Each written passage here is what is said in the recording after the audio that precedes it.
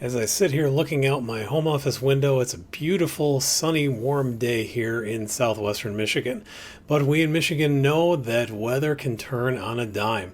This year we have seen a lot of flooding and other disasters all around the country, and it's really important now more than ever for everybody to have a plan to stay safe. It's doubly as important for those people who live with a chronic health condition like COPD, and it's triply as important for people who rely upon medical equipment like oxygen concentrators, CPAP machines, ventilators, things that run on electricity to help keep them going.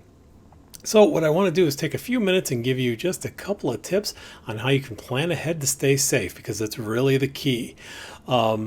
Especially with oxygen, if you have something that runs on power, like your standard oxygen concentrator, you're going to want to have a backup system that doesn't. Usually that takes the form of oxygen cylinders or oxygen tanks.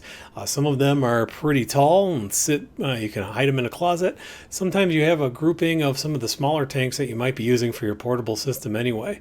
Regardless of what you use, you're going to want to have a supply that's going to get you through anywhere from 12 to 36 hours without power. You may also want to have some extra batteries on hand if you use something like a portable oxygen concentrator. That can help you keep going a little bit. You can also sometimes charge those in your vehicle, and that could be an option if things are getting a little rough. Some folks out there do use generators. There are generators in all different sizes, from one single circuit that can power your concentrator or other device, as well as some that can power your whole home for a certain amount of time. Solar power, all those sorts of things. They aren't always practical, they aren't always feasible, but if that is something that you might be able to do, I strongly suggest you look into that, especially if you live in an area that's prone to these power outages. Speaking of power, you're going to want to talk to your local power company. They may be able to put you on what's called a priority service listing, and depending on the kind of power outage you're experiencing, you might be able to get your stuff up and running a little bit faster. If it's a huge area thing, that may not be as helpful, but if it's, for example, somebody hitting a power pole in your neighborhood, they might send somebody out there a little bit sooner if they know what's at stake. Make sure you've got a good listing of all your emergency phone numbers, your doctor's office, your DME provider, all those folks, as well as a nice charged cell phone or power bank or things like that, so that you can keep communications going and let everybody know that you are safe or that you need a little support. And speaking of phone calls, don't ever hesitate to call your local EMS, your emergency services provider, your local fire department, whoever it may be, if you're running low on your stored oxygen or if you feel that your life is otherwise in danger. Interestingly enough, a lot of these planning tips also work for travel.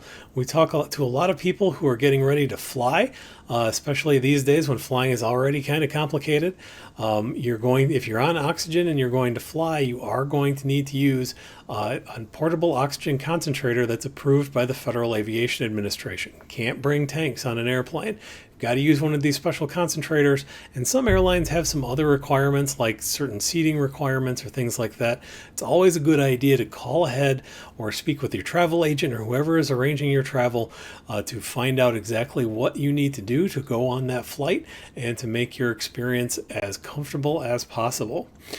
Trains, very similar. Sometimes they have weight limits, so that may limit the number of tanks that you can bring or cause you to bring an oxygen concentrator with you, a portable one. Cruises, same thing. Give them a call ahead just to find out if there are any special requirements. All these groups are usually very willing to work with you and to make your experience a safe and happy one, honestly. So really, that's the key. Staying safe is all about planning. It's all about getting ready, and it's all about getting ready ahead of time so that when disaster may strike, you are ready to go and you're going to stay safe. So that's how I like to leave it. Plan ahead to stay safe.